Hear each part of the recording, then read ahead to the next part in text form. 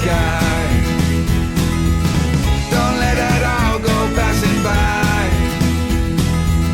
You know you only get one life. You can't connect the dots looking forward. You can only connect them looking backward.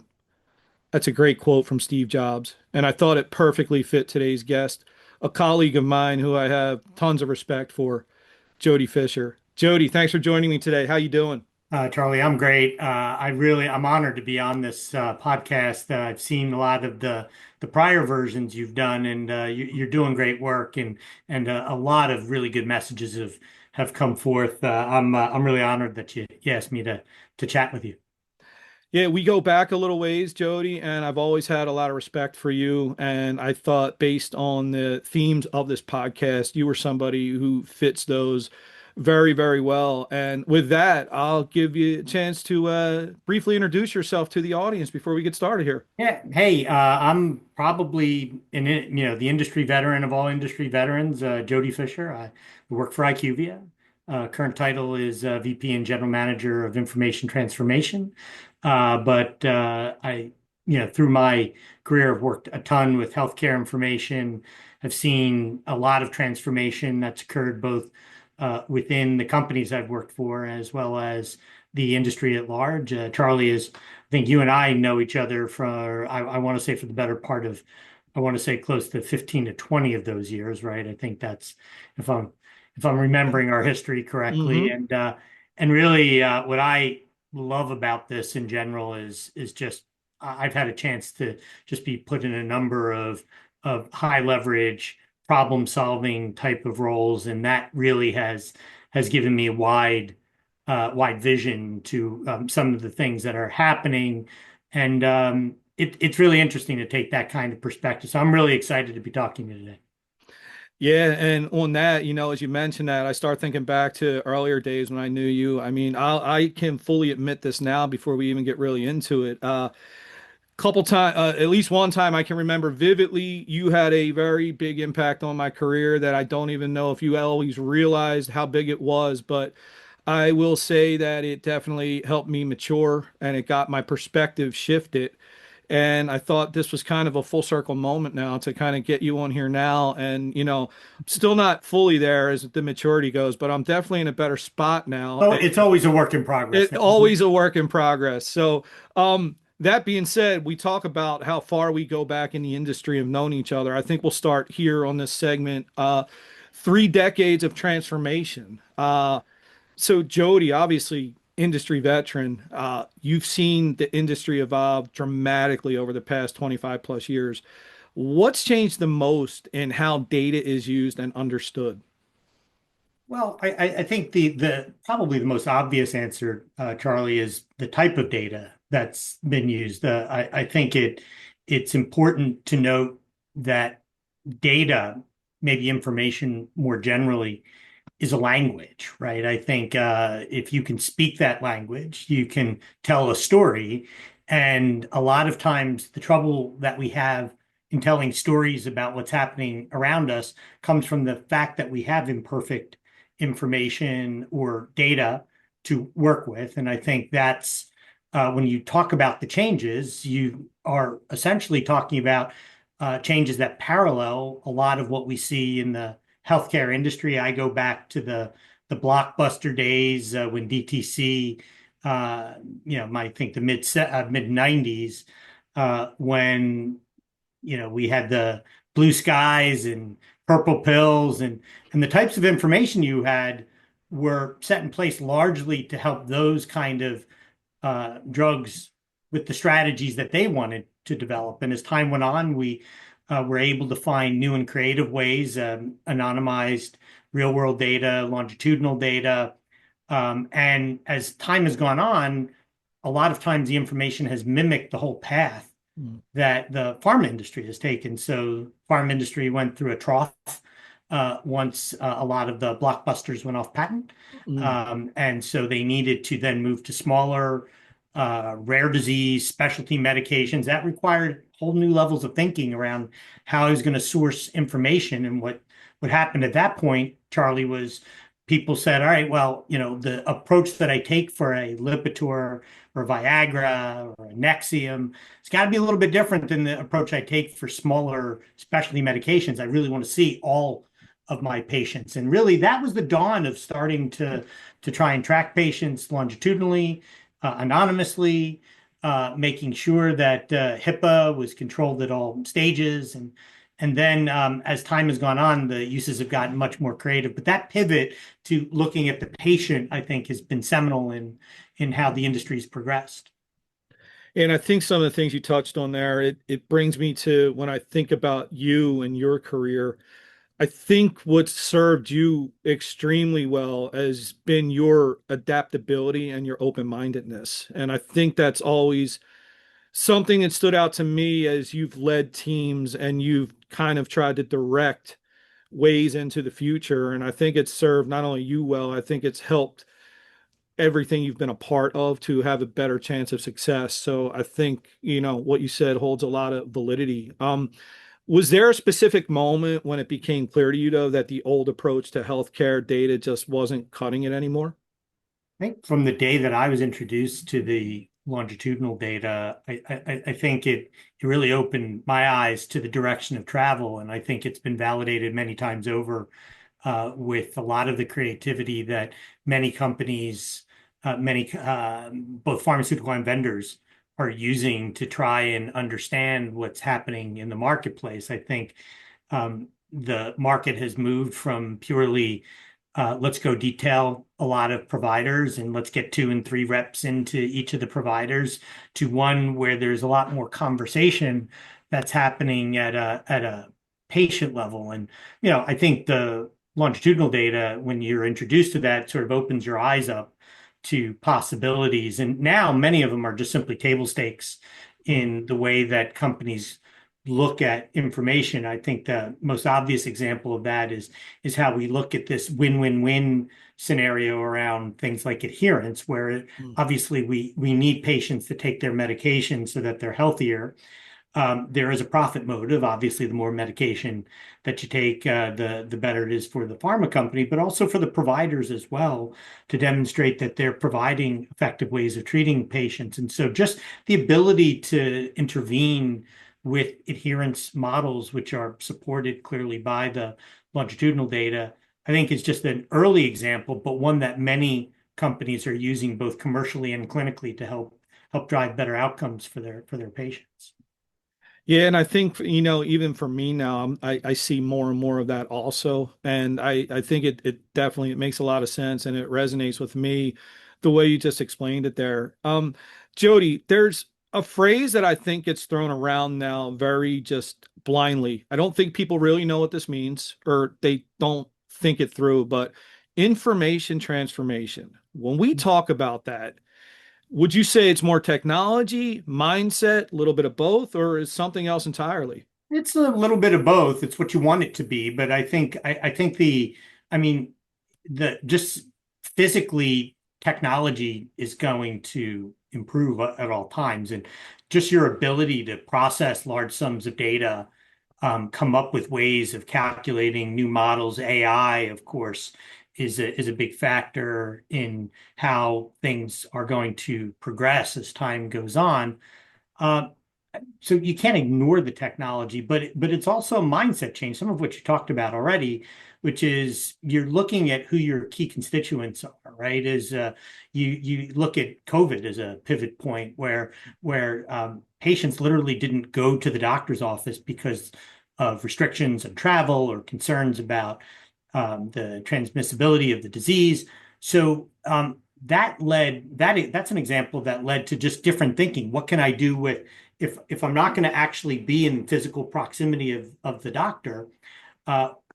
What do I do? Well, telehealth becomes a big deal at that point. And then if telehealth is a big deal and I don't have to have a lot of high touch tests, what conditions or where can I take a look at that? For example, migraine drugs in COVID started to advance quite a bit because migraine is a condition that is very symptomatic, but you don't need a lot of tests. You can speak to a doctor. And so when you talk about that from a transformation perspective, I think you mentioned adaptability before, and really change is a constant. I know it sounds cliche, but it's cliche because it happens to be true. And you have to take a look at what's happening around you. I call it having strong peripheral vision. You have to have that peripheral vision to see what is likely to impact your field of view. And that's an example, that COVID example of telehealth and migraine is an example where you had a lot of people who are looking at field of view a little bit differently, improve, see what's happening on the sides of their peripheral vision and adapting at that point. So when we talk about information transformation, then you're talking about how do you let the information, what do you need, what ingredients do you need to help measure those new changes? Yeah, and I think I like the way you phrase that there about the peripheral vision, because I think it leads well into this next segment here, because I think as our peripheral vision expands and the technology increases, I think it puts some burden on us now as it comes to the data, the ethics, and the industry responsibility we have. So as data becomes more powerful and accessible, how do you think the industry is doing at balancing innovation with that responsibility? Well, it's a tug of war. I think there's clearly desire to get as much insight as possible to industry customers, right? I think if you look at other industries, consumer packaged goods, what have you, you have far fewer restrictions. And here you're dealing with sensitive information. And so the industry does have a responsibility to make sure that's governed properly. As I like to say, no one wants to find themselves with their CEO pixelated on the front of the Wall Street Journal saying, here are all the bad things that happen. So we do have a responsibility to make sure that we're doing things on an ethical basis and making sure that we're getting the insights we need and balancing that out with making sure that we're following the proper alignment of the rules, the laws.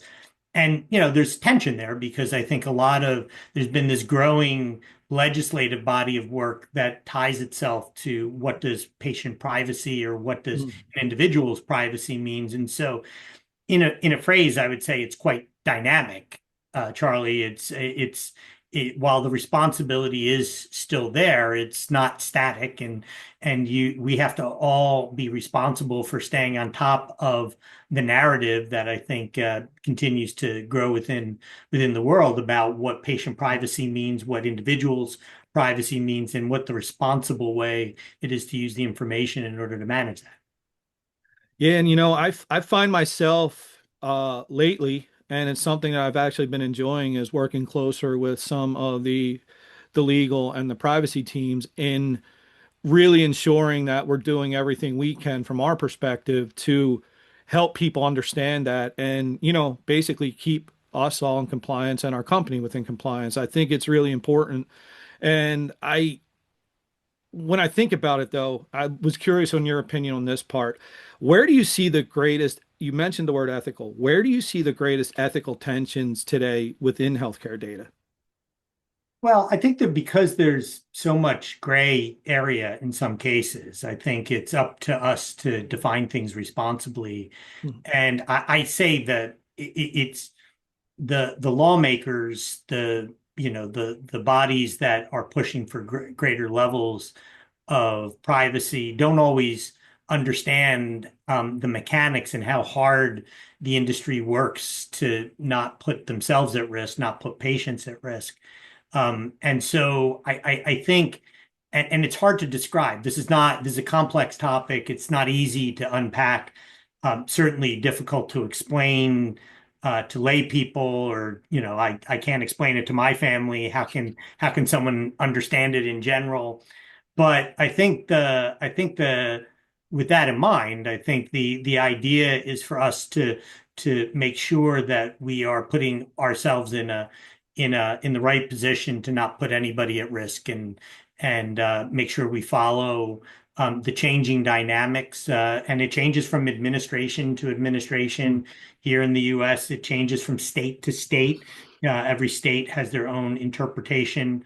And so I think that's what creates the greatest tension, is the fact that you have basically 50, maybe if you add DC, 51 plus the federal, 52 different varieties of how to interpret it. Yet here's all this information, and sometimes there's a lot of gray area that you have to navigate.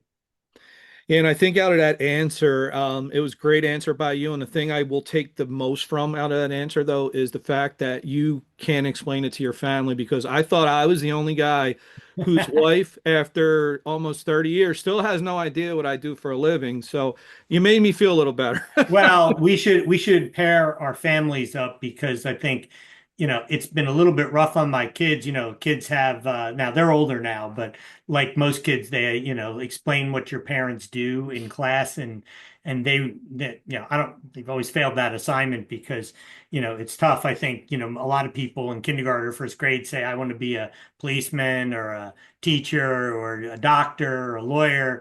Nobody says that they want to be a healthcare information provider. So it's a little harder to explain, of course.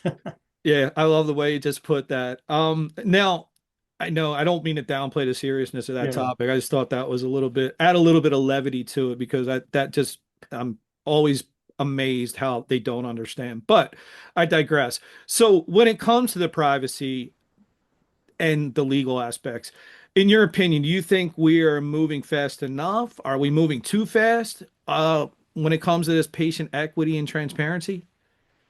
It's hard. I mean, as I said, I think there's a lot of gray areas. So I think a lot of people don't think we're moving fast enough, and I think some people think that we can be too conservative at times, right? But I think our job is to continue to be the guardians of making sure that no one gets pixelated on the front of the Wall Street Journal, right? And so I think that's an important responsibility.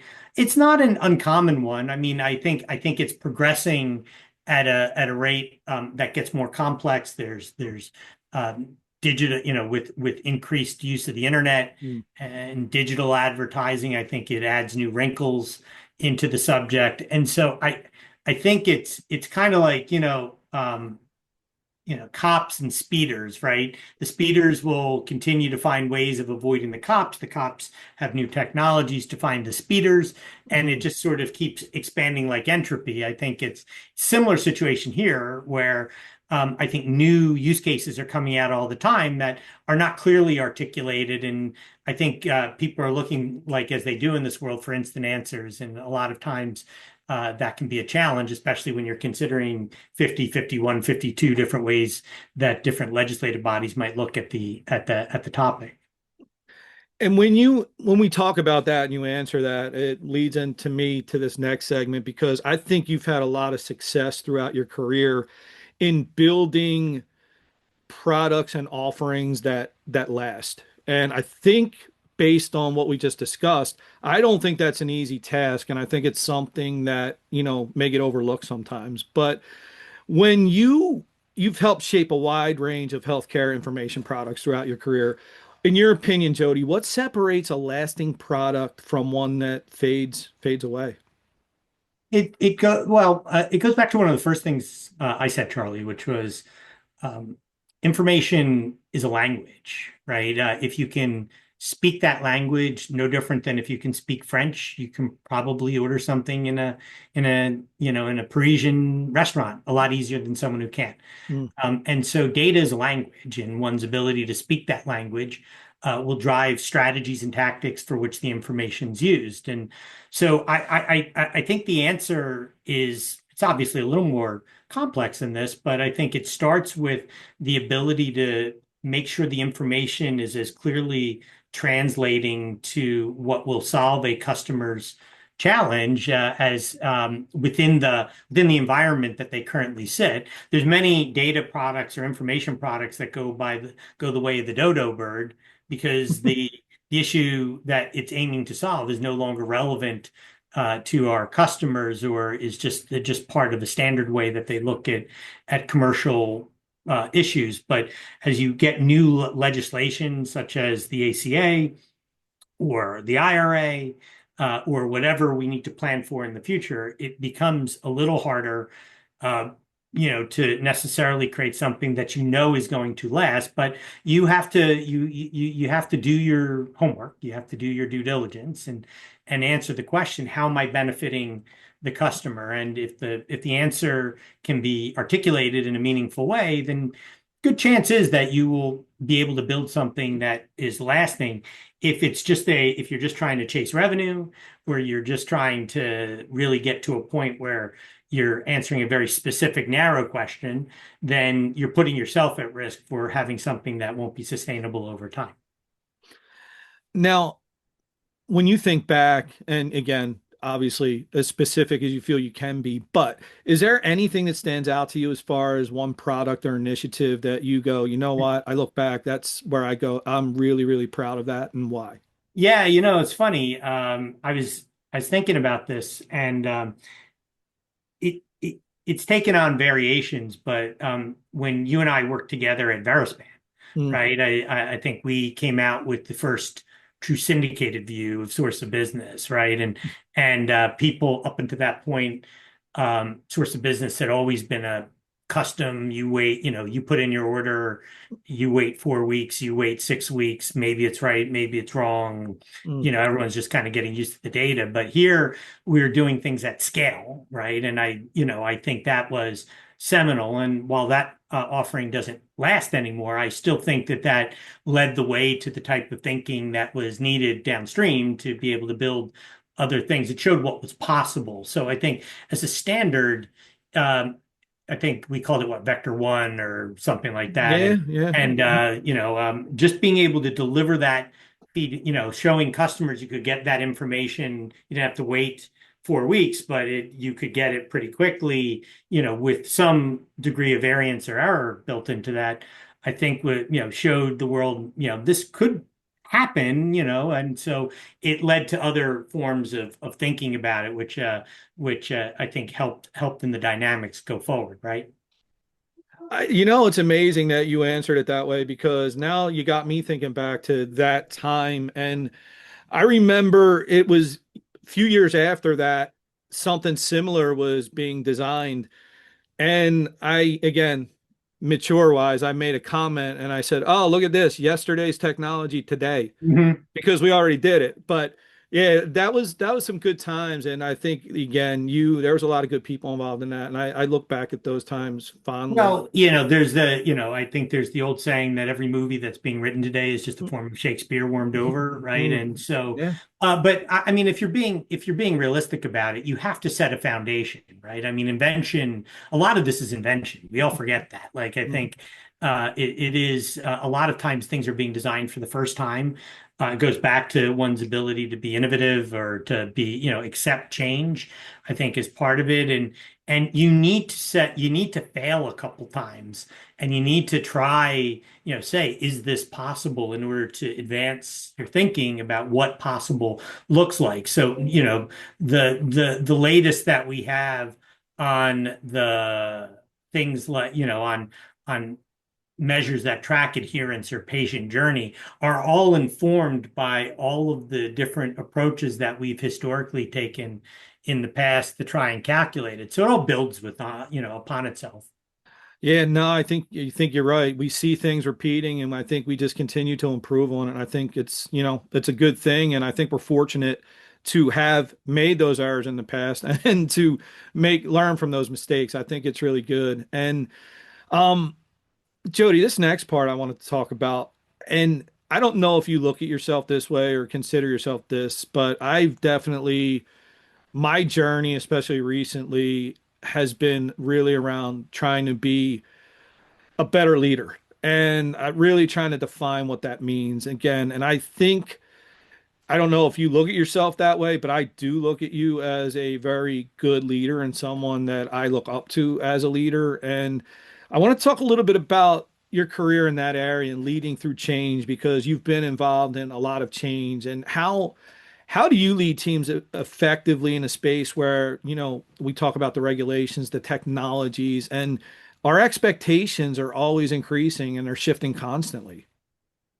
Well, you're going to make me blush. I really, to be honest, I do what feels comfortable to me. So I think that's, if that happens to be good as a leader, then that's great. But I appreciate what you're saying. I mean, I think when it comes to leadership, I talk to, I there's some basics there, right? I mean, I think you want to make sure, everybody has something to add value wise to the discourse, that you're not saying it's my way or the highway, right? I mean, it's the cliche about, leadership is getting people to do, to outline a vision and getting them to follow them without telling them that you need to follow, like in so Hmm. many words.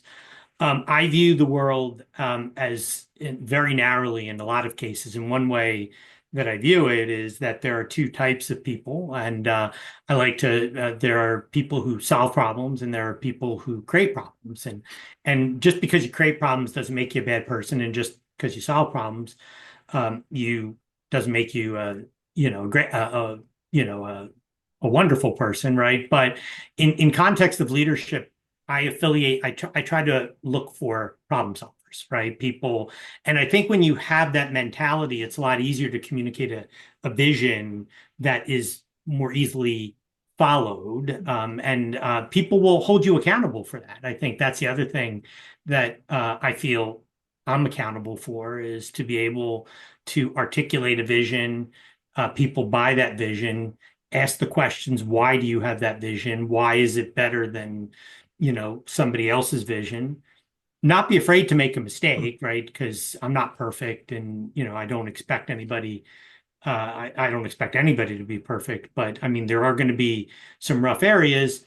I don't expect perfection, right? 80-20 rule applies in most situations. But I do expect us to view the problem as something that needs to be attacked. And if we're going to look at a wall and just stare at the wall, that's not going to allow us to make too much progress. I want to understand how you're going to run through that wall, dig under the wall, climb over the wall. So Hmm. when it comes to, whatever form of leadership we have, I think some of those principles are some of the ones that we're trying to make clear, as a team, and then succeed, of course, as a team to be able to do that. There are going to be rough areas always. Sometimes, again, especially if you're trying to invent something, you're going to end up in points of failure all the time. But I think starting with that as a baseline to be able to lead, I think results more often than not in a more positive outcome than just yelling and screaming and expecting people to, just say how high when you say jump. Yeah, no, it makes sense. And you mentioned about you look at two different types of people. I think for me, when I look to a leader, the two things I look for is, are they confident and can they instill confidence? And I can just say this personally, when it comes to any work I ended up or ever did with you, I think what I always felt better if I knew you were involved.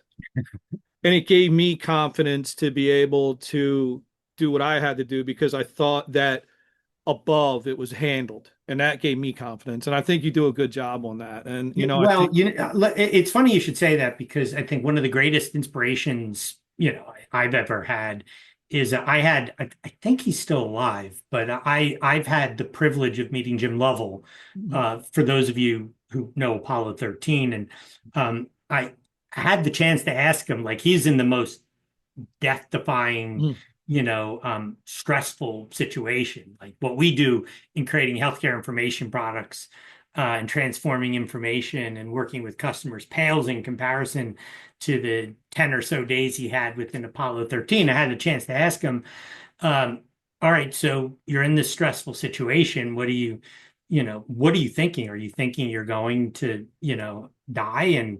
And how are you reacting? And obviously, as Army training or Air Force training, so he's had a lot of that fear trained out of him. But I think he said something that was quite influential to me, which is, look, I could bounce off the capsule for 5-10 minutes, but then I'd still be in the same place I was, when we started. So let's go solve the problem. And that always really stuck with me. I mean, I think whenever I've been in stressful situations, I do think back to that, and hopefully that comes across whenever I'm involved with something. yeah, I think it does. And, it leads me to this because I speaking of, again, not Apollo 13, but when it comes to stressful situations in the corporate environment, when you're in that room with executives, even I know you've had some areas where you've had to deal with, maybe policymakers, some litigation, things like that, or what we do every day, clients. What are like the specific things you're listening for that some people just might overlook? Well, so my training is as a product manager, right? And so I think that's very important to note. Um, the adaptability comes with what I like to call speaking multiple languages, right? And so the idea that communication is a two-way street, and if you're always enforcing your way of communicating on everybody else, you're going to miss some important details. So when I'm with different stakeholders, I am placing a bet on myself that I can adapt my speaking style and my listening style and my communication style to what they are saying. So when I'm sitting in a room with executives, I have to be able to speak executive and understand what's important to them. When I'm speaking to a customer, I have to admit, I can't think like an executive. I have to think like someone who understands the customer's problem when I'm speaking. And it goes well beyond that. There's many personae when you sit, well, product management is in a lot of ways sitting in the middle of the pinwheel of commercial offerings. So I got to talk to salespeople, statisticians, developers, legislators, lawyers, executives, and I got to be able to speak all of those languages. So when you say, what are you listening for? I'm listening for what's important to them, right? I think but to do that, I have to be able to translate that through a filter of what I think they're, really understanding where they're coming from. So the minute I say what's important to me, but not to them, that all breaks apart. So if there's advice there, it's to really try to understand what's of interest to different stakeholders and apply your locus of thinking to that, not the other way around where you're forcing everybody to think your way. I really like that answer because I think we hear often he's a great speaker.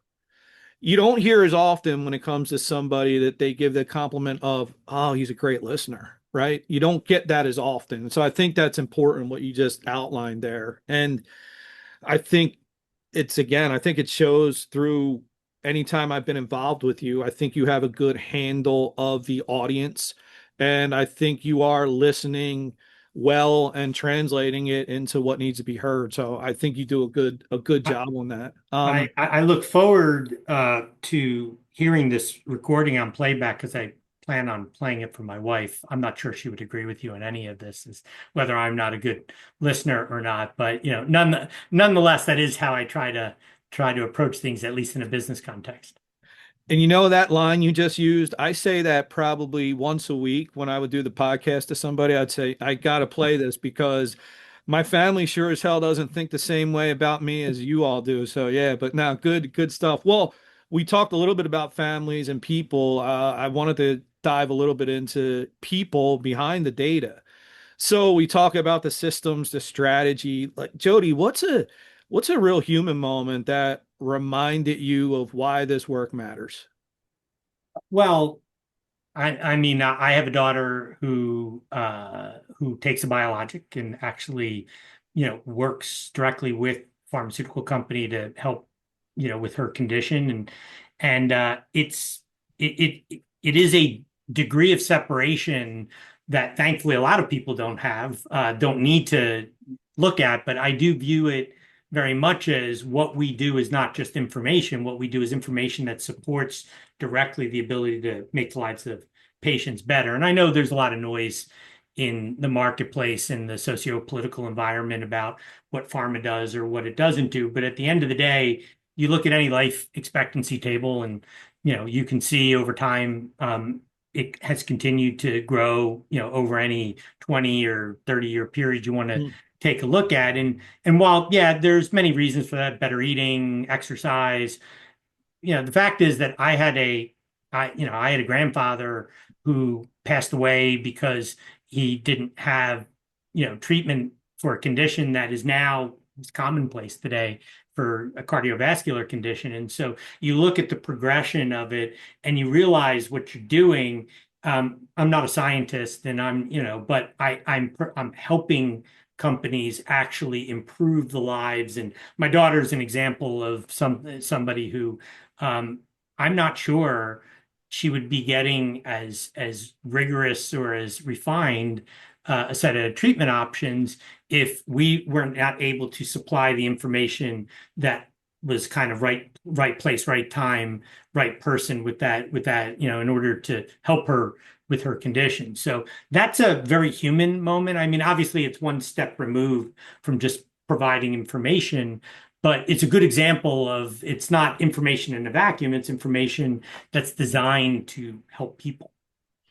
Yeah, and thanks for I didn't know that, and thanks for sharing that. I I don't like obviously that it impacts you directly that way, but I mean thanks for sharing that. I think it does put more perspective on data and what we do. And that being said, when you're working with the data, you're working on a solution with a client or whomever, how do you really help rein it in and help that focus of the overall project remain patient centric, even when your role may not be that close to the direct care of the patient? Well, I think it all comes back to just having clear understanding of what problem you're trying to solve, right? And how is the information going to support the problem the challenge that you're trying to address. And again, I know I'm oversimplifying this quite a bit, but data is a language, right? It is. So if you had your ideal Mr. or Ms. Customer for what you were trying to accomplish here, tell me what those key main ideas are that you're trying to accomplish, and what would you like to see the information do that would allow you to help support that. From there, we can build a lot of different things that might be helpful, but there's always, then you get into well, if you build this is what you need to know about the information. These are the caveats, and this is how you can use the information. It all starts with what the customer's challenge is at the end of the day. Yeah, it makes a lot of sense. And I like that earlier in the week I was having a discussion, the word simplified and simple was coming up. And I responded, I said, I like simple because that's probably how my mind works. I Most people simplify. do. Yeah, I like it simple. So no, I can appreciate that you're taking what's a pretty complex topic and you're making it relatable and more in a way that people can kind of relate and understand it. So that I think is good. I mean, well, as I said before, what we do is not something that as a first grader or second grader you ever thought you would do. And quite honestly, it's getting more complex every day. We talked about that as well. The system continues to get increasingly complex. So I think that there is room for a lot of people to work on simplification, both of what they're doing to support information transformation, as well as trying to simplify the problem for the customer, and not just the customer, but the customer's customer. mm, Because I mean, like, look, you and I can go into a restaurant and say, I want that food and here's the price. But the healthcare pharmaceutical marketplace is one where that is still a little vague, right? And you have the end patient doesn't know exactly always what the drug that he or she is taking wants to do. The provider doesn't always know what the cost of that medication is, knows that they want to take that medication, prescribe that medication. And so we all have, whereas the transaction in the restaurant is a very clear A to B transaction, the transaction in the pharmaceutical world is someone's always missing a piece of information. And so I think that presents with any numbers of challenges that I think have to be addressed, which makes it difficult, which makes it truly difficult. Well, I think, you mentioned before about I don't think the first graders are looking to do what we do, but, this segment here, I want to talk a little bit about advice, mentorship, and the next generation. It's unfortunate, but we may not we still look really young, both of us, but okay, yeah, right. But I think at the end of the day, I got a yeah, little bit too many gray hairs yeah, we're to getting pass that older, right? test. So Yeah, no, we're both so wearing hats. We're both, I got you, Charlie. so the next generation. I mean, what's your best advice for someone younger and not even younger, but maybe someone who's just starting out in healthcare data and this analytics space? Well, I think the thing that I'm most amazed about is how specialized it's become. I got into this world largely with a very general degree in statistics. And there wasn't all this data science and specialization that's currently taking place within a number of the universities and the schools. So it's gotten a lot more specialized. But the advice that I would give that's relevant to that is to really develop even before you say healthcare data, I think you have to check yourself with that first word healthcare, is that you have to find a passion for the industry that you want to apply the mathematics to, or the statistics or the data science to. Without that passion, it's just going to be it's going to feel like monotony. You're just going through mounds and mounds of data, and it's going to feel like a job. I would say that one of the things that I've been most passionate about is not the data part of it, is how it's applied in the healthcare industry. Other people could feel differently about consumer packaged goods, about energy, about transportation.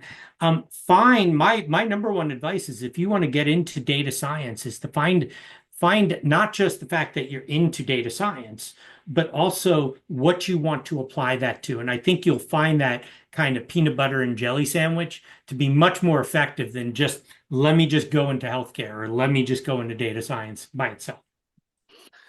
Yeah, I think, passion and finding our passion. I think when we find our passion, we find our purpose. And I think it's really important. And I think what you say there, for anyone listening who is just starting out, I think that that's something that they should really adhere to. I think it's really, really solid advice. I'm not a huge fan of this word, but I do, especially when I speak to people that have been around as long as we have, legacy.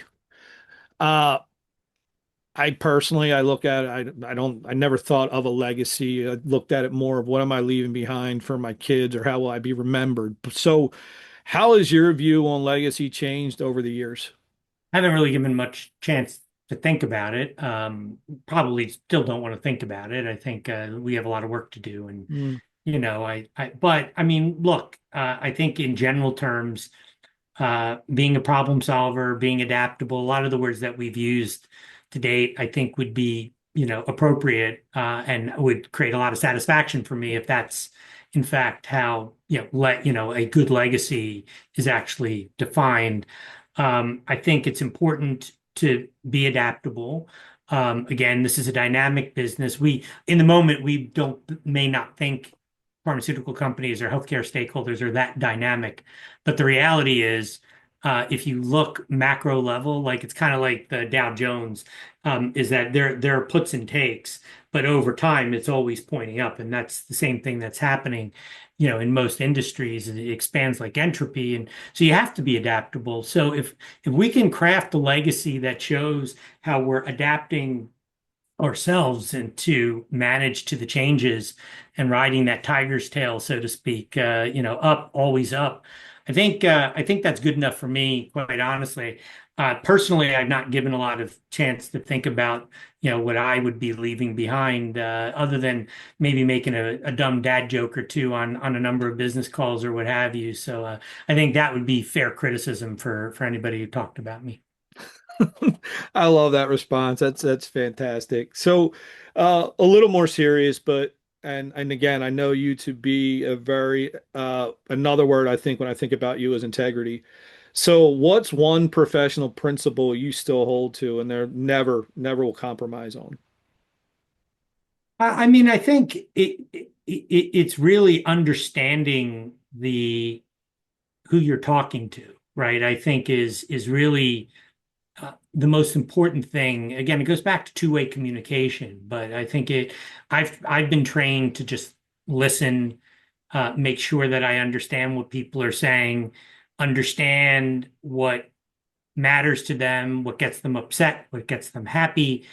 And so to me, that empathy is really something that is a concrete pillar in how I behave, how I perform. I think the world could use a lot more of it. I think if we're being honest with ourselves, there's a time and a place to look out for yourself. And it's not to say that you get rolled over like a doormat every time you engage in conversation. But I think the ability, Charlie, to empathize with whomever your stakeholder is, I think is something that creates value and productivity in the system. Without it, things take a lot longer. There's a lot more stress. Um, I think that's how I think there are other principles, the energy principle. I've always, my hiring principle as a general rule is that I can train someone on our business, but I can't force them to be energetic about it. Can't Mhm. force them to have that natural curiosity about what it is that we do. And especially if ours is a bit of an esoteric business, then I need you to have the same level of energy that myself and my peers have, or else it's never going to work. So I'd say the empathy and the energy are probably the two. You asked for one, I gave you, twice the price, twice for the two for the one, buy one, get one. Uh, Mhm. but those are probably the two things that I look at the most. Yeah, no, I think they're two really solid ones. I think, it's something for myself when I'm looking to add somebody to a team or hire somebody, I kind of follow that same principle that I might, we can train anybody on the data, but there's certain core qualities that you look for in an individual to ensure that they be a good fit, a good teammate. So no, I think I like your expansion on it. I think it was good. Well, Jody, this has been fantastic, but I'm not letting you off the hook yet. I've been doing this new thing called rapid fire. So Oh a dear. few questions here, almost that kind of, hey, what comes first to your head here? So we'll see what we get. Ready? Fire away. So what's one healthcare buzzword you wish that we would retire? Um, see, you already caught me on my back foot here. Healthcare buzzword that we thought we should retire. Um, I would say just the word actually data in exchange for information or Mm, insights. I like that. I never even thought of that. That's a good one. I don't know Yeah. what I expected you to answer there, but it wasn't that. I guess maybe because I didn't know either what you would answer. But no, I like that. That's actually a good one. Well, information, not to interrupt your flow, but information is actually, and insights puts it all together. Data is a very commoditized type of word, and I kind of wish that we would view it that way. No, I like it. I think that's good. This next one, what's one moment in your career that you want to relive? You don't want to change it. You just want to go back and relive it and feel it again. So I don't know if a lot of people realize this, but I had the privilege of sitting in the Supreme Court for the Surell versus IMS Health case, right, which was ruled ultimately, as we're recording this, I think a lot of rulings are coming out literally today from the Supreme Court, and not an opinion about the Supreme Court, but very few people have had a chance to sit in the Supreme Court and see how those arguments are argued. Had the privilege of working with IMS Health at the time as part of Verispan, and without having a successful outcome in that case, um, a lot of what we do today wouldn't be possible. So, actually sitting in, I think, they were all there. Scalia was there, RBG was there, had a chance just to see actually that dynamic and knowing what the outcome of that is, sitting there and listening to it. I should have probably savored it more than I did, but it was amazing. Ironically, if you search Surell versus IMS Health in YouTube, there's the true story. There's actually a YouTube video that is set to dogs that are actually mouthing the words of all the justices and all the lawyers who are arguing the case. So it's actually pretty hilarious. And so every now and again, I do go back to that just to get a warm feeling about it. But that was a seminal moment. I remember that quite fondly. Yeah, that's fantastic. And I remember, I've obviously not directly involved, but I do remember hearing about that, hearing your involvement in that, and well, I'm glad you were able to relive it a little bit now. What's one uncomfortable truth about this industry that people in this industry need to face? Um, I think it goes back to making sure that patients are struggling out there. I think is there's a important tension that we many of our companies are for profit and we have investors, and we have to make sure that there's obviously incentive and that it's worthwhile to invest in the things that we invest in. But at the end of the day, healthcare treats patients, and that's a lot of time, the tension that's uncomfortable to face is what you're doing going to actually be the best decision for patients at the end of the day. And I think that's a challenge. There's no right or wrong answer. It's a gray area that we play tug of war over almost on a daily basis, but and it's a byproduct of the way the system is. So, I think those of us that say do everything to benefit patients will not get the innovation paid for that we need to help those patients. And conversely, it just can't be all about the almighty dollar. If you're going to look at, what making sure that healthcare continues to progress for the benefit of the patient. So I'd say that that uncomfortable truth continues to need to be fought over and debated, and it also needs to be owned up to by all stakeholders. Well, let me tell you, you might have started out with, I might have struck you out on the first one, but you've come Yeah. back strong with the next two. So it really, Well, really, you get three strikes, and yeah. Oh, when I played baseball, I was a pretty good 0-2 hitter. So yeah, appreciate it. nice. Well, good news is I can't strike you out because we only have one question left. All So, right, that's uh, th- good. so complete this sentence. The future of healthcare data will be. I think the future of healthcare data will be expanding at a rapid rate, is how I would answer that. I think there are a number of models. There's no right model. Models will, and new data is being published all the time. New statistics and metadata are being generated about that data. And so it will be expanding like entropy. I think it's not going away. I think the general innovation in this area continues to grow. And so it's a great business to be in for that reason. I come to work largely, the number one question I get in interviews when they find out I've been, with the company as long as I have or been in the industry long is, why do you do this? Mm, Why have you done it so long? And the answer is the intellectual stimulation, right? There's always something new to do. There's always a new problem to solve. So if you want to get up and try and solve new problems, ours is actually a really good business to be in. And so if you take that perspective, it's going to, what the healthcare data is going to continue to do is it's going to continue to expand in its complexity, and it's also going to expand in its ability to, drive new and better outcomes for patients. And I think it's reasonable to expect that. fantastic, Jody. Yeah, I think that's I appreciate the thoughtful response on that. And I couldn't agree more. I think that's where we're going, and I'm looking forward to be with you along for that ride. I Well, think, you've been with me long enough for this ride, so yeah. I'm not, unless they throw me off at this point, I plan on being here to the end of my ride. That's the way I'll say it. So, well, can I ask you a question? yep.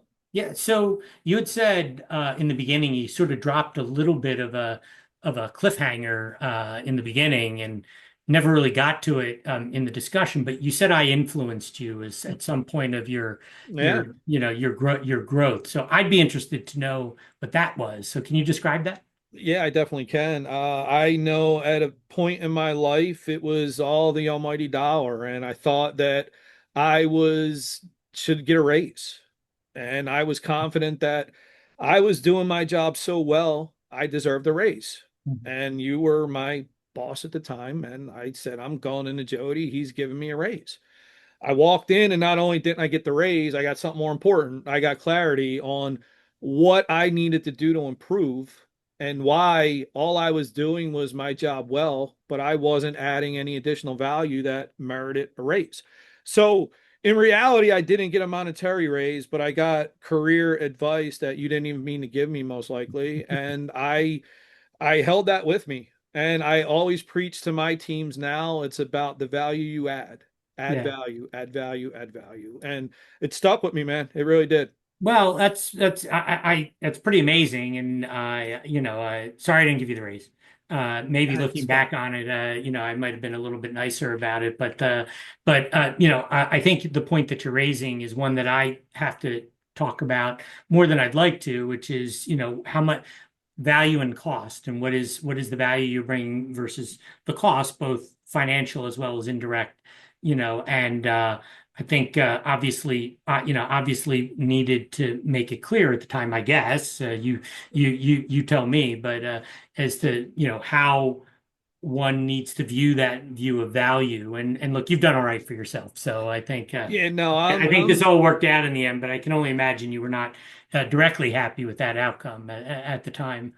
what's surprising about that? I'll leave you with this. Yeah, I walking out of your room, out of your office, I was very angry. By the time I got back to my desk and sat down, I kind of said, maybe he's right. yeah, I vividly remember this. I'm like, you know what? And I look at it as a turning point, not only in my professional career, but in my personal growth, because at that time I had a tendency to be a hothead. And I look back now, what comes now when I look back at it? You'd have been crazy to give me a raise. I wasn't doing anything that deserved a raise. I was doing my job well. yeah. Okay. A lot of people do their job well, you Yeah. know? Well, increasing that value, and then I think the right thing to ask when, because there's others who've been in this position before, is to say, well, then how can I increase that value? How can I expand my responsibility? How can I make more effective decisions? How can I think more strategically? Charlie, I've watched your career, and you've clearly expanded on all of those fronts. So it's a privilege to be speaking to you. And despite the gray hairs and the hats and things like that, I think we've seen quite a bit, don't you think? Yeah, man, I really do. And I listen, it's been a learning experience. I wouldn't trade it. And when I get to do this now, like I said, it's like full circle. And I really enjoy talking to all the guests, but it's really it's sometimes even more of a privilege for me when I get to have people I know personally and colleagues on, because it's kind of, especially someone like you who I've known for many years, it's Yeah. kind of like to sit here now and be on this side of it and talk about what we've been through. It's really, really makes for a good conversation, Jody. And I think that not only will our colleagues kind of get a kick out of this, I think there's going to be people who take a lot out of this. And I think I just want to thank you for your very detailed and thoughtful responses. I did not expect anything less from you, because I do think uh, your wife's going to hear on this about how much you're a good listener. Like, you might not want to hear that too much, but you are a great, you are a great speaker, my friend, and you really made this easy for me to do this interview. So thank you very much. Charlie, it's my pleasure, my privilege, and if there's anything that I can do to help you in the future, all you need to know is that I'll be there for you. This is a blast. Had a great time, and again, it's been funny to take this retrospective that you've enabled here and take it back over 25 plus years. I will say, despite the gray hairs and the hats and things like that, I don't think I think it's a state of mind thing, because I still feel like it was 25 years ago. So Yeah, no, I definitely agree with you. And any, the whole help thing, I guess I'll just say this. Can I get a raise? yeah. Well, we'll On have that that, note, we'll have that conversation. joke. I'll have to evaluate how your value has increased. Totally kidding. Well, listen, thanks, Jody, again, and any of our fellow employees or colleagues from the past that are watching. I hope you find this as entertaining as I did. And for those who don't know Jody and I personally, I hope you really take some value from this, because Jody and myself, we have been around for a long time, and now it's a matter of trying to give something back. So thanks again, Jody, and thanks everybody for tuning in. Greatly appreciate it. Take care. Bye. This has been the Bare Essentials. Thanks for listening, and remember, never hibernate on your goals.